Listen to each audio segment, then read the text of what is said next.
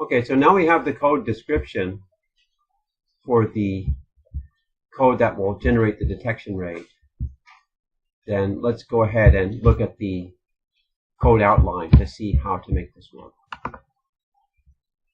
You're going to need matplotlib, so you do the matplotlib inline so that matplotlib outputs from Jupyter. Then you import matplotlib, import NumPy, of course, and then you run your Bernoulli functions from the Python program you created that contains all of the Bernoulli functions that you've written already. So now we go on with a new code to find the detection rate. Initialize variables m, number of rows, and number of columns, p, default probability p1, alternative, the bad probability, d is the number of trials at the end where you don't allow it to go bad, and q is the cutoff percentile. All right, so first we have to generate the cutoff value corresponding to the specified false alarm rate. So for Q, you're going to have a cutoff value, and you do this by testing the statistic versus trials that have all probability P, and you're going to set a value for your cutoff so that 95% of the null probability trials don't get caught, don't get identified as bad. All right, so you generate a matrix of trials according to the null hypothesis. That is, all of them have probability P. Then you generate the log probability vector for this trial matrix. So this is under the default,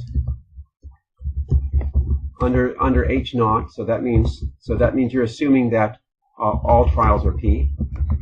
So you're doing your hypothesis test under the assumption that all trials are probably P. And then you generate the log probability vector for the same matrix under the alternative hypothesis. You find the difference between the alternative and null log probability vectors. That gives you your likelihood ratio, and this is the statistic.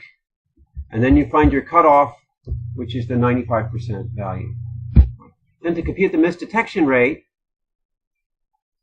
you're going to use different scenarios where the probability changes to P1. So we'll look at the scenario where it changes to P1 at the beginning, then after the first trial, and so on. So you loop over the trial number at which the probability changes to P1. So the II goes from the first trial to the n minus dth trial. Now, of course, the first trial corresponds to the 0th index of the vector. So you need to be careful about this. Remember that indices of vectors run from 0 up to the end. And also, if you say, for instance, 0 colon n minus d, that's going to run up to n minus d minus 1. It does not include the last number in your range. All right. So we'll generate a trial matrix under the hypothesis that the probability changes to P1 at the ith trial. Okay. All right. So we find the difference, the log probability vector, assuming the alternative hypothesis minus the log probability vector assuming the null hypothesis. That's the same thing you did up here, except you're doing it on a different matrix. You're doing it on a matrix where, in fact, the doctors did go bad, as opposed to up here where the doctors didn't go bad.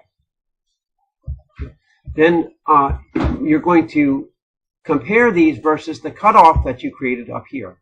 You're going to see how many of these surpass the cutoff and are identified as bad. So this is the detection rate. These are the people who really have gone bad, which the statistic has been able to identify. And then plot the detection rate as a function of II. So you should get something like this. It won't be quite this smooth because this was run with a lot of trials with a large M, but you should get something decreasing something like this. Actually, this is with a different probability also. So I believe that in your case, the probability here will be somewhat larger. It should go down to 0.5 at the end because 0.05 at the end because 0.05 is the false detection rate even when nothing's happening. So you can see that it's easier to detect people who go bad at the beginning and harder to detect people who go bad at the end. So it's just how you expect. It's a nice concave shape and all very pretty.